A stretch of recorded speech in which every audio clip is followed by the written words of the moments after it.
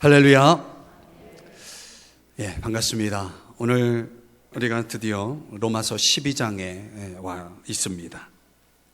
자, 계속해서 이 오전 예배를 통해서 여러분들과 로마서 말씀을 살펴보는 가운데 우리가 이제 반환점을 돌게 됩니다. 1장서부터 11장 이 전반부를 지나서 이제 후반부 12장서부터 여러분들과 같이 묵상을 해나가고자 합니다. 자, 우리가 로마서 전체를 살펴보는 가운데 이 구조적으로 보면은 전반부는 우리가 어떻게 하나님 앞에 나아갈 수 있는가, 우리가 어떻게 하나님을 만날 수 있는가에 초점을 맞추고 있습니다. 말하자면 하나님이 우리를 위해서 행하신 일에 초점을 맞추고 있습니다. 여기에 대한 해답은 한마디로 말하면 하나님의 자비하심입니다. 하나님의 자비가 있었기에 우리가 하나님 앞에 나갈 수 있었고 또 우리가 하나님을 만날 수 있다는 사실을 우리는 기억해야 합니다. 이제 오늘부터 시작될 12장에서 이어지는 내용 속에서는 그런 하나님의 자비하심에 대해서 이제는 우리가 하나님께 대하여 해야 할 우리의 의무에 초점을 맞추고 있습니다. 우리가 어떻게 하나님을 위해 살 것인가, 이 주제 역시 매우 중요합니다. 하나님의 자비하심을 입고 하나님께서 우리를 위해서 행하신 일에 대해서 우리가 이해했다면, 그것을 믿는다면 이제는 우리가 그분에게 합당한 반응을 보여야 합니다. 자, 이 구조적인 내용들을 살펴보면서 우리가 매우 중요한 교훈을 얻을 수 있습니다. 말하자면 앞에서 하나님께서 행하신 일에 대해서 우리가 보여주어야 할 것은 믿음입니다.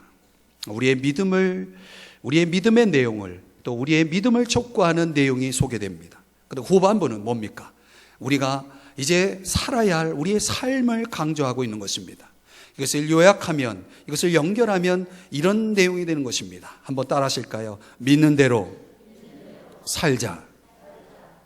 여러분, 이것이 얼마나 중요한 메시지인지 모릅니다. 우리가 믿는다면 그 믿는 대로 어떻게 해요? 살아야 합니다. 우리 옆 사람에게 한번 물어보실래요? 믿는 대로 사십니까? 대답을 해보세요.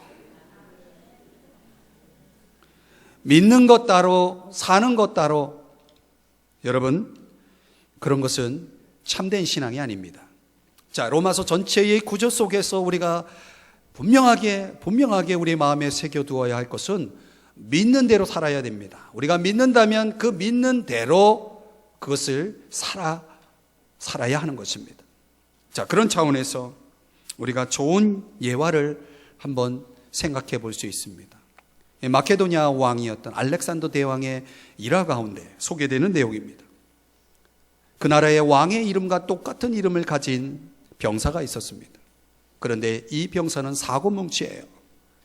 늘 그렇게 사고를 치는 거예요. 어느 날 알렉산더 대왕이 그 병사를 찾아갔습니다. 그리고 묻습니다. 너는 내가 누군지 아느냐? 정신이 바짝 들며 이제 왕이 자기 앞에 와 있는 것을 보면서 놀라면서 인사, 예의를 갖춥니다. 그때 그 병사 앞에서 알렉산더가 이런 말을 합니다. 자네의 이름 때문에 내게 얼마나 많은 욕이 돌아오는지 아는가? 내가 너에게 명령한다. 너의 이름을 바꾸라. 너의 이름을 바꾸라. 만약 그렇지 않으려거든 삶을 바꾸라.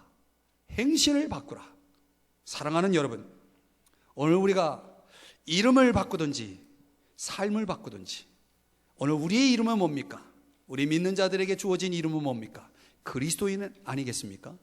그리스도인이라는 이름을 가지고 있다면 그리스도인다운 삶을 살든지 아니면 그 이름을 포기하든지 해야 할 것입니다. 자, 오늘 성경 1절을 보시면은 이 그러므로라고 하는 접속사의 의미는 무엇이냐면 지금까지 우리가 믿어야 할 것들에 대해서 말씀한 것입니다. 우리가 하나님이 우리를 위해서 행하신 일에 대한 믿음을 담고 있는 그러므로입니다. 그렇다면 형제들아, 내가 하나님의 모든 자비하심으로 너희를 권한다 라고 말합니다. 여러분, 이제 바울이 이야기하고자 하는 우리의 삶에 대한 내용을 언급하기 이전에 바울은 무엇을 지금 지적하고 있습니까? 하나님의 자비하심으로 너희를 권한다.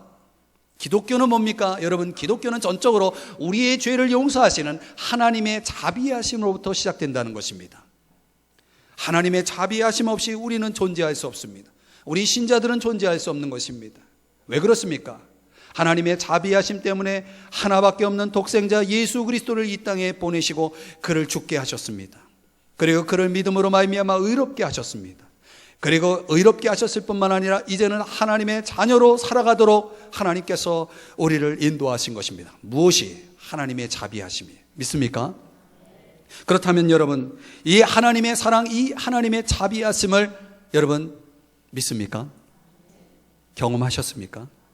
자, 그렇다면 오늘 본문을 다시 보십시오. 그렇다면 여러분, 내가 여러분에게 권합니다 라고 바울이 이야기를 하고 있습니다. 말하자면 거기에 합당한 삶이 나와야 한다라고 말씀하고 있는 것입니다. 그것이 무엇일까요? 오늘 성경에서는 두 가지를 우리에게 가르쳐 주고 있습니다.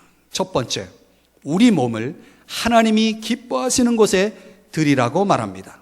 우리 몸을 하나님이 기뻐하시는 곳에 드려라. 자, 여기에 대해서 오늘 성경 12장 1절에서는 뭐라고 말씀하냐면 이는 너희가 드릴 영적 예배다. 자, 여기 예배라는 단어가 소개되고 있습니다. 그리고 그 예배는 어떤 예배냐면 영적인 예배다.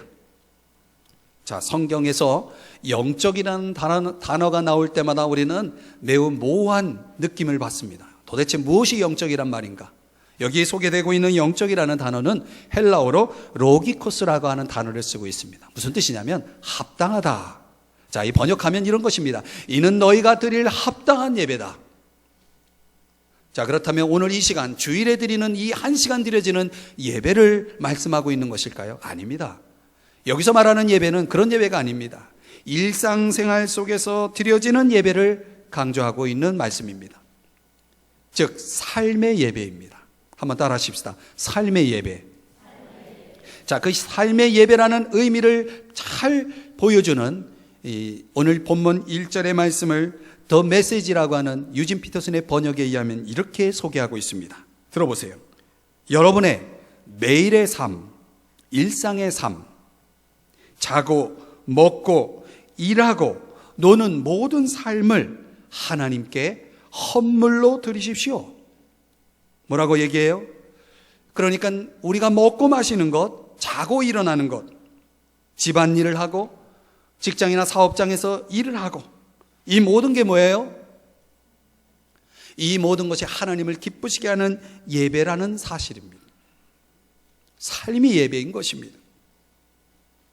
주일에 1시간 공적으로 드리는 이 예배가 끝이 아니고 예배는 삶인 것입니다. 성경에서요, 인간이 타락했다라고 하는 증거를 보여주는 그런 예를, 이런 내용을 소개하고 있어요. 속임을 말하는 혀, 속이는 혀, 저주와 악독이 가득한 입, 피 흘리는 데 빠른 발, 하나님으로부터 돌려버린 눈. 자, 이런 것이 인간이 타락한 모습이다라고 성경이 말합니다. 무슨 말이에요? 결국 이 몸이 어디에 드려지고 있느냐라고 하는 문제이죠.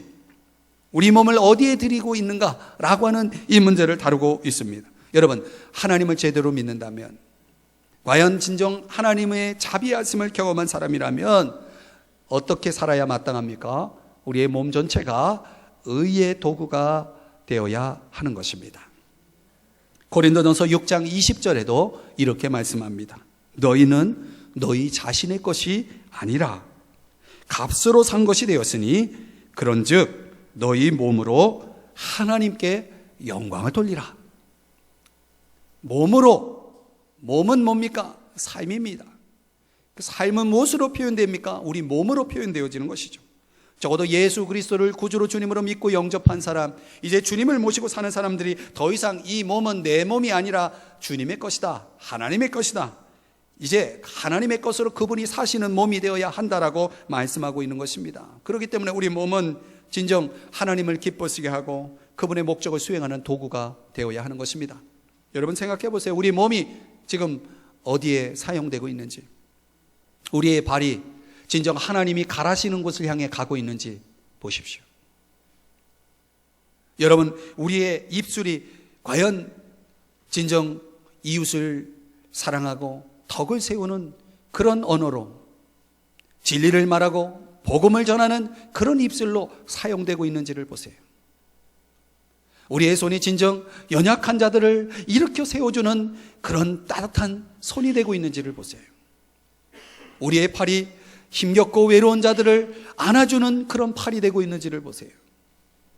우리의 귀가 진리를 가까이 하고 진리를 듣고자 하는 귀로 사용되고 있는지를, 그리고 이웃의 아픔을 들어주는 사랑의 귀가 되고 있는지 한번 보세요. 사랑하는 여러분, 우리 몸 전체가 지금 무엇을 드려지고 있나요? 여러분, 이것은 하나님의 자비하심을 입은 우리 모든 신자들이 마땅히 보여주어야 할 합당한 삶에 대한 이야기라는 사실입니다. 사랑하는 여러분, 오늘 본문에서 말씀하고 있어요.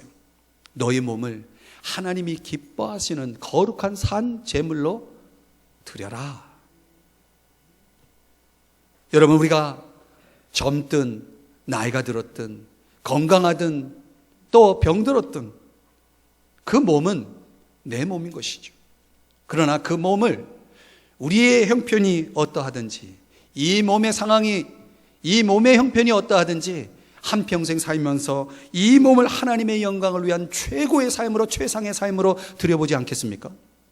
하나님이 여러분의 몸을 쓰시고자 한다면, 여러분의 몸의 주인 되신다면 이제 그 몸을 들여서 하나님의 영광을 위해서 최고로 최상으로 드려보시지 않겠습니까? 오늘 하나님의 자비하심을 입은 자라면 그렇게 살아야 한다고 말씀하고 있습니다. 여러분, 여러분의 몸을 주님께 드리시기를 축복합니다. 두 번째로, 오늘 하나님의 자비하심을 입은 자라면 거기에 합당한 삶이어야 하는데, 그 삶은 어떤 삶입니까? 우리 몸을 하나님이 기뻐하시는 곳에 드려야 할 뿐만 아니라 이제 우리 마음을 새롭게 함으로 변화를 받아야 한다라고 말씀하고 있어요. 자, 여러분, 이야기를 들어보세요. 은행에서 일하고 싶어 했던 소년이 있었습니다.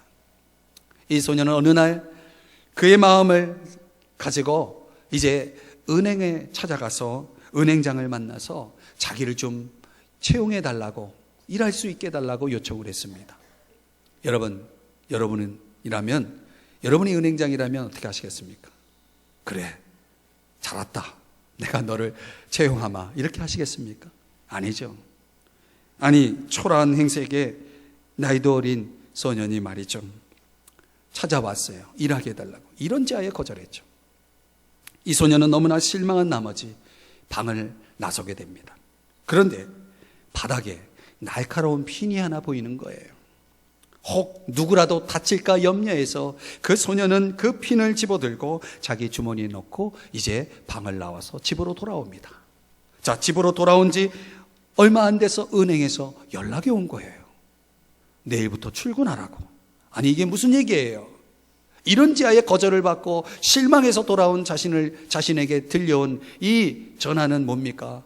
이 소식이 뭡니까? 출근하라는 거예요. 이게 무슨 일인가? 도무지 이해할 수 없었지만 다음날 은행에 출근하자 이제 은행장이 사무실로 부르답니다. 자, 불러서 하는 얘기가 이렇습니다. 어제 자네가 돌아가는 모습을 인상 깊게 보았네. 그런데 그 바닥에서 핀을 주워 가두군. 은행에서는 이런 작은 일에도 세심한 주의와 정성을 기울여야 해. 앞으로 열심히 일하게나. 자, 은행장이 이렇게 얘기했다는 거예요. 여러분, 이 소년이 바로 훗날 프랑스 제1의 은행가가 된 자크 라피도라고 하는 사람이라요. 사랑하는 여러분, 그가 핀 하나를 주었다는 이 행동, 이게 얼마나 하찮은 일이에요. 얼마나 작은 일이에요. 그런데 여러분, 그것이, 그 작은 행동이 은행장의 마음을 사로잡았다는 것입니다. 은행장의 신뢰를 얻게 했다는 것입니다. 여러분, 인생을 뒤바꾸는 성공이나 기회라고 하는 것은 이렇게 아주 평범하고 보잘것없는 작은 행동에서 비롯된다는 사실을 오늘 이 이야기가 우리에게 교훈해 주고 있지 않습니까? 여러분, 그렇다면 우리의 삶의 걸음에서 우리가 무엇을 하느냐가 얼마나 중요합니까? 그런데요, 우리가 깊이 들여다보면 그 소년의 행동 속에 그가 무엇을 했는가는 사실 그가 어떤 생각을 가지고 어떤 마음을 가지고 살았는가를 보여줍니다. 결국 내가 무엇을 하는가는 생각의 문제요, 마음의 문제라는 사실입니다. 평소에 그 소년이 어떤 마음으로 어떤 생각으로 살았는지를 보여주는 그런 행동임을 은행장은 알았던 것이죠. 사랑하는 여러분, 잠언 4장 23절에 이런 말씀이 나옵니다. 더 메시지라는 번역으로 읽어드리면 이렇게 돼 있어요. 두 눈을 부릅뜨고 내 마음을 지켜라. 마음은 생명의 근원이다. 사랑하는 여러분, 두 눈을 부릅뜨고 어떻게 하라고요? 마음을 지키라는 거예요. 여러분, 이 마음이 얼마나 중요하다는 얘기입니까? 마음을 지키는 것이 뭐예요? 내가 사는 거예요. 한번 따라 하십시다. 마음을 지키자. 여러분, 이 마음을 지키는 이 문제 얼마나 중요합니까? 오늘 성경에도 2절에 보면 마음을 새롭게 하고 변화를 받으라고 말씀하고 있어요. 변화를 받는다라고 하는 때에 이 단어는 이런 뜻이에요. 지속적으로 변화를 받는다는 뜻이에요. 그런 동사를 사용하고 있습니다.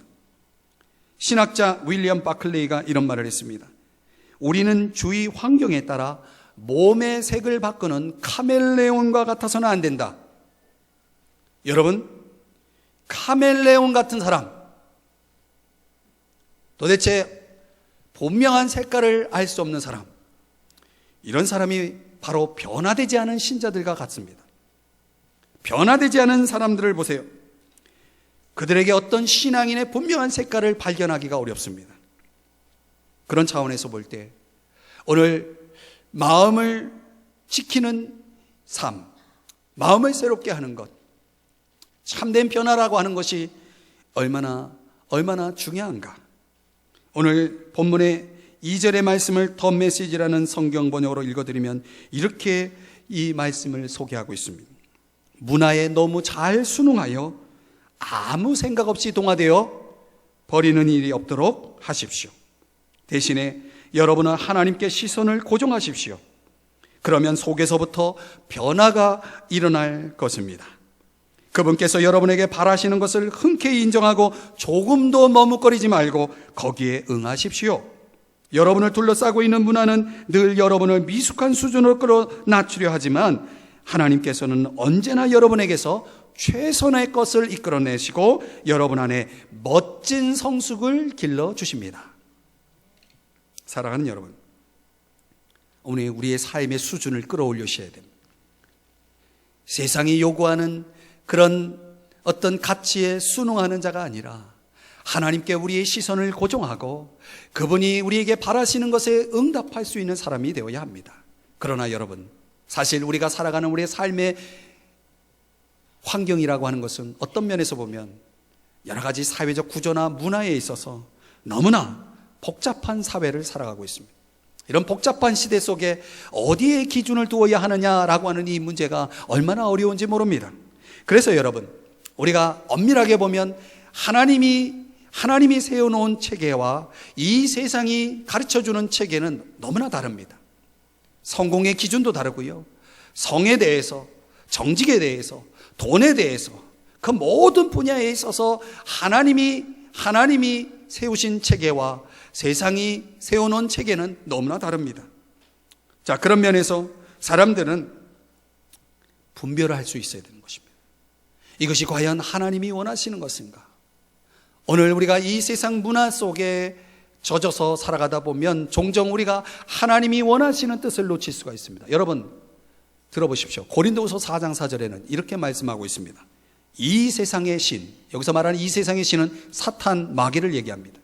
이 세상의 신이 믿지 아니하는 자들의 마음을 혼미하게 한다라고 말씀하고 있습니다.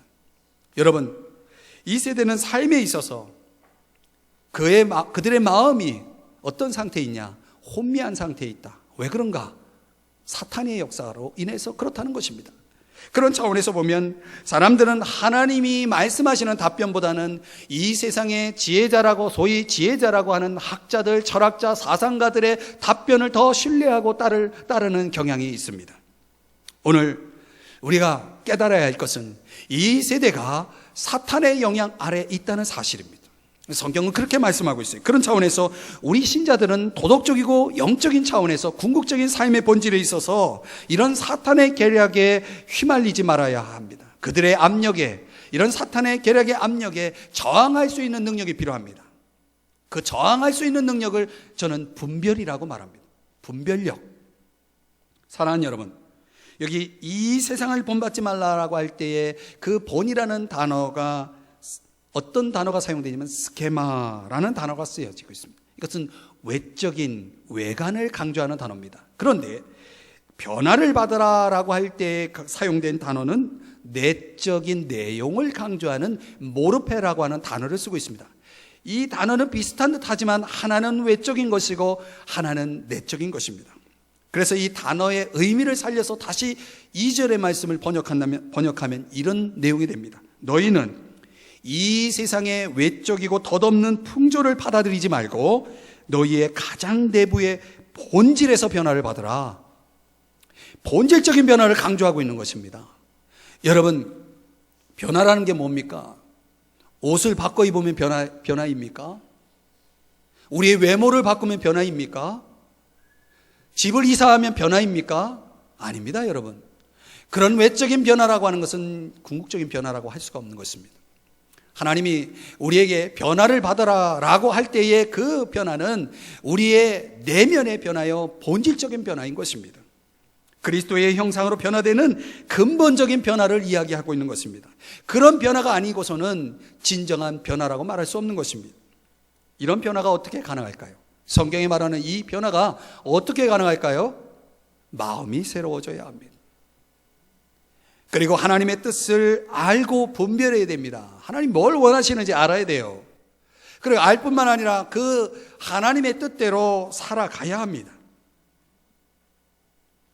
마음이 새로워지고 하나님의 뜻을 분별하는 이런 삶이 있기 위해서 하나님이 우리에게 주신 선물이 세 가지가 있습니다. 첫째는 성령이요, 둘째는 하나님의 말씀, 성경 말씀이요, 세 번째는 기도입니다. 여러분, 우리가 성경을 보면 성경은 우리의 마음과 생각과 뜻을 판단하는 능력이 있어요. 그래서 희한해요. 성경을 읽어보다 보면, 성경을 배우다 보면, 또 성경의 말씀을 듣다 보면 내 마음이 드러나요. 내 생각이 드러나요. 여러분, 이런 판단한 능력을 통해서 어떤 일이 벌어지냐면 사고 방식이 바뀌는 거예요.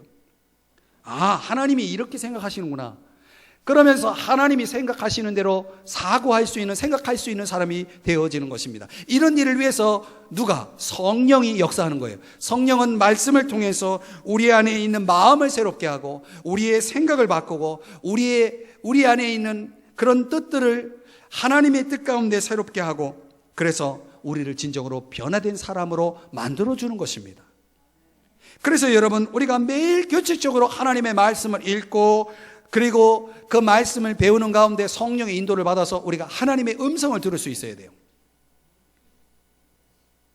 그렇게 살고 계십니까?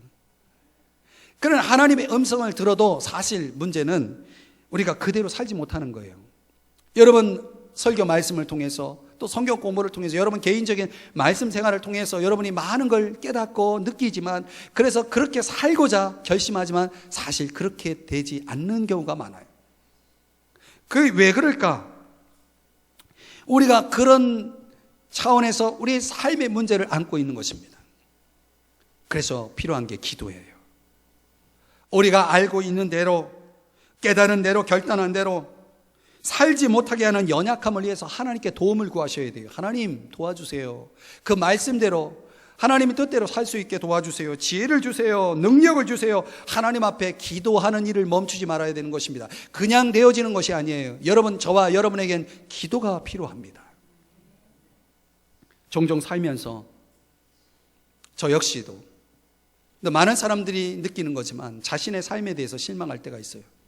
아니, 이 정도 신앙생활 했으면 좀 바뀌어야 되는데, 아니, 교회를 그렇게 다니고도 어쩌면 그렇게 똑같아.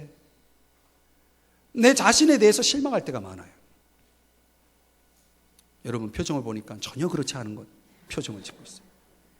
한번 옆 사람에게 슬쩍 물어보실래요? 그렇지 않습니까? 네, 물어보시려면 안 물어보시는 분들이 꼭 있어요. 한번 들어보세요.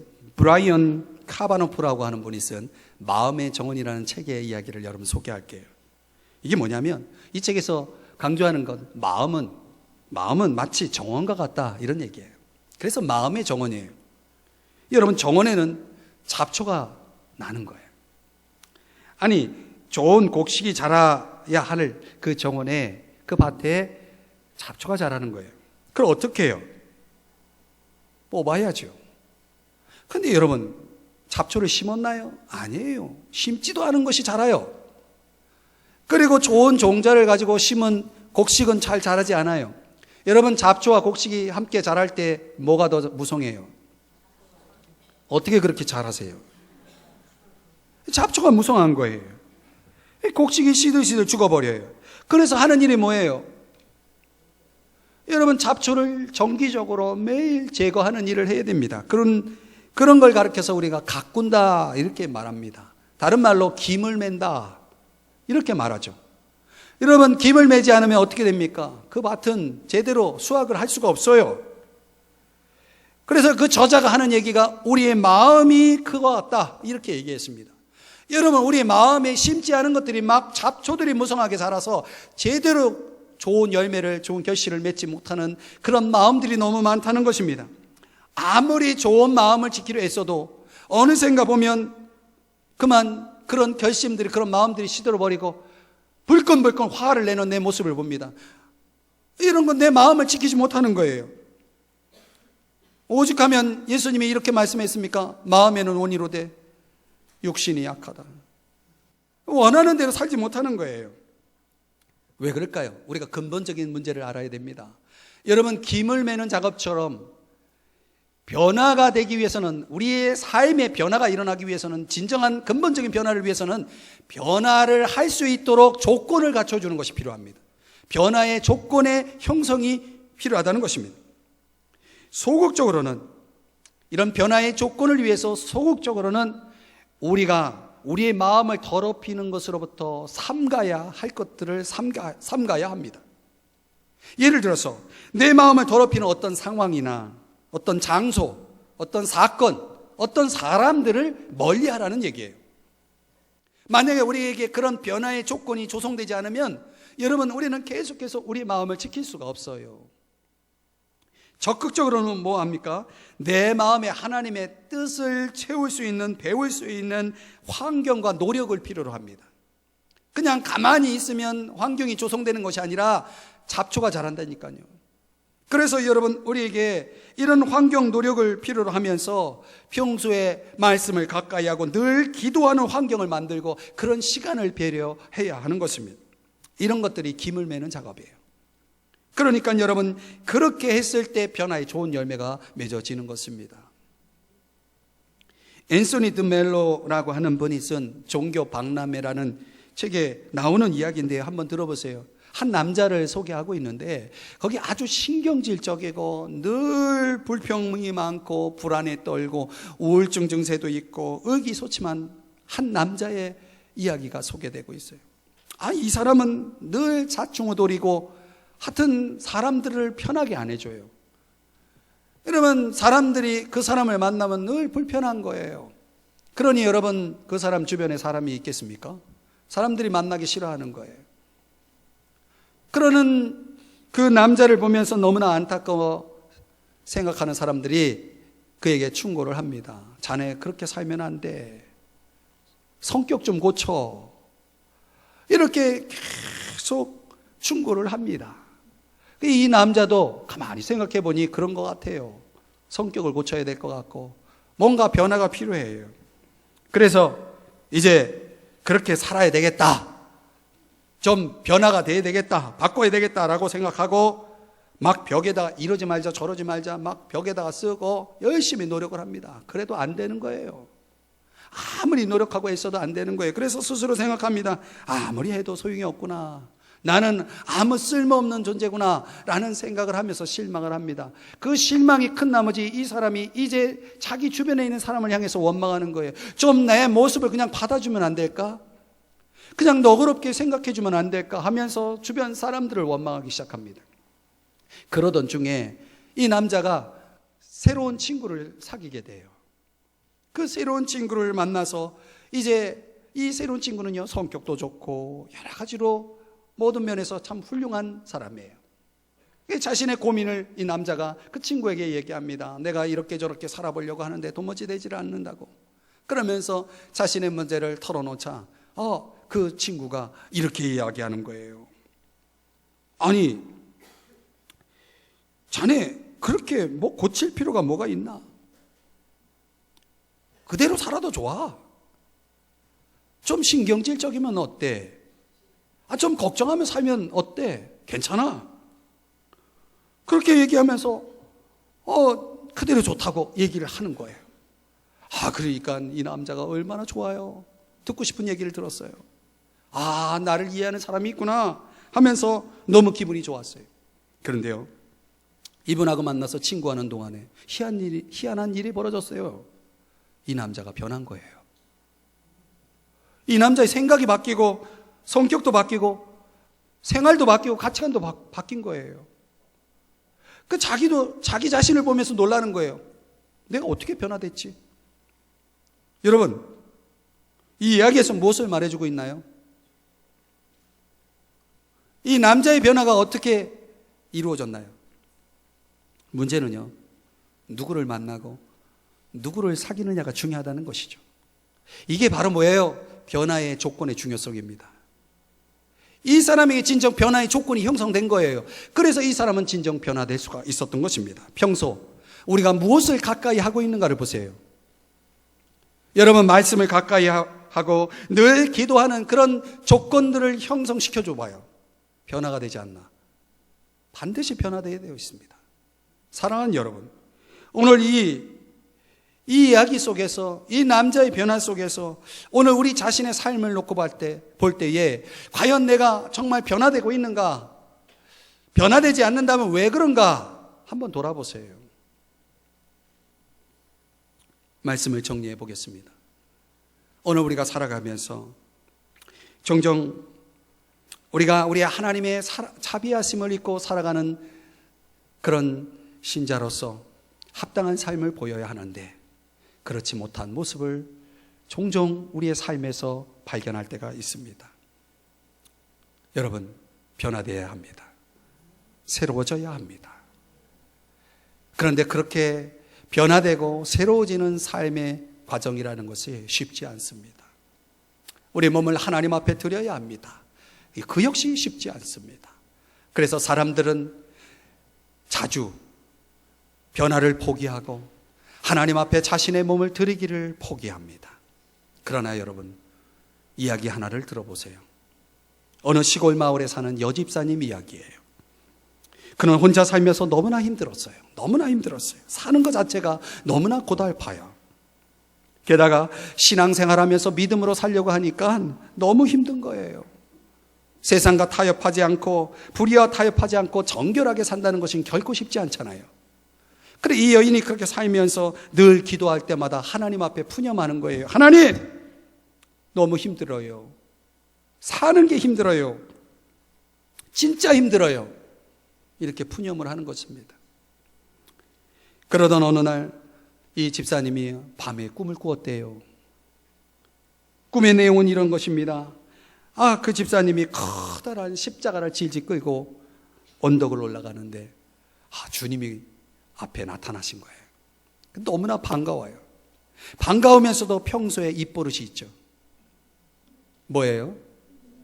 어떻게 그렇게 잘하세요? 힘들어요. 사는 게 너무 힘들어요. 그렇게 막 푸념을 하면서 그 집사님이요, 이렇게 말하는 것입니다.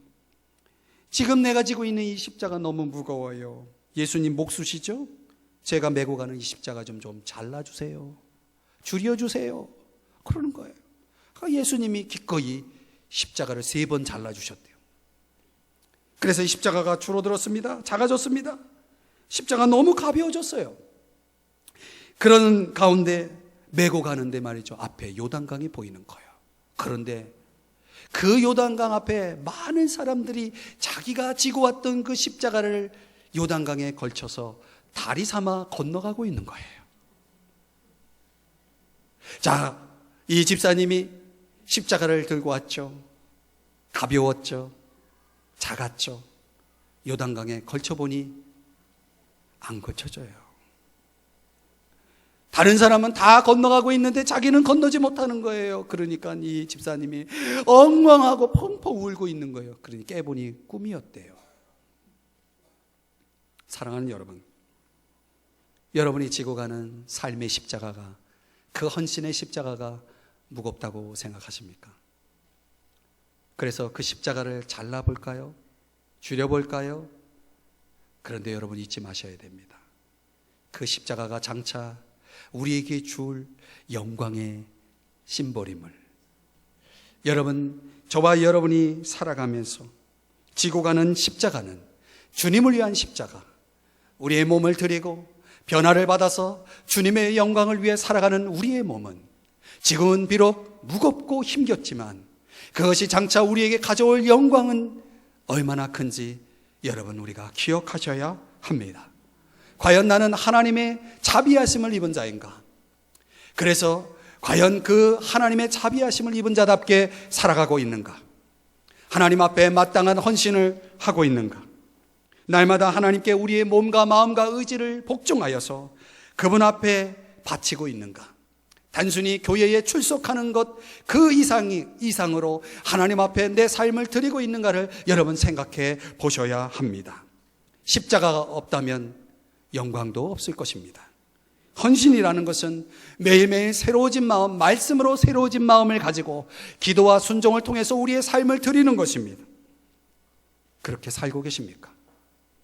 여러분에게 묻습니다. 나는 세상에 살며 세상에 순응하며 세상을 위해 살아가고 있는 자인가? 그렇게 살겠는가? 아니면 예수 그리스도를 닮아서 나의 삶을, 나의 몸을, 나의 모든 것을 주님을 위해 바치며 변화되어 살아가겠는가? 여러분의 선택은 무엇입니까? 기도하시겠습니다.